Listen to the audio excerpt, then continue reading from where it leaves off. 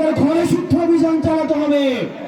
আমার দরকার নেই এসব সেলফিবাজ, এসব তেলবাজ। প্রত্যেকটা ইউনিয়নে আপনাদের সংগঠনটা আপনারা শক্তিশালী করবেন। আপনারা প্রয়োজনে নিজের অর্থ খরচ করে। আমি জানি এই প্রোগ্রাম করার জন্য আমরা সেন্ট্রাল থেকে অর্থ দেওয়া হয় নাই। আপনারা বাংলাদেশের জন্য, সংস্কারের জন্য আপনারা এই পরিশ্রম অব্যাহত রাখুন। এই দেশ শতগুণে আপনাদেরকে ফিরিয়ে দিয়ে অনেক দূর আগানো যাবে না। আমাদেরকে অনেকেই ভালোবাসে, অনেকেই পছন্দ করে, কিন্তু দিন শেষে আমাদের সংগঠনটাকে শক্তিশালী করতে হবে। সংগঠনে নিয়ে আসবেন।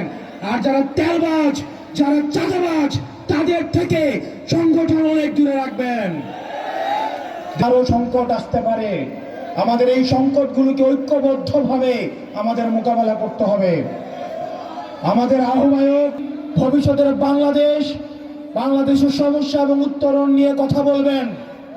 আমরা আহ্বায়ক নাহিদ ইসলামের দিক নির্দেশনা অনুযায়ী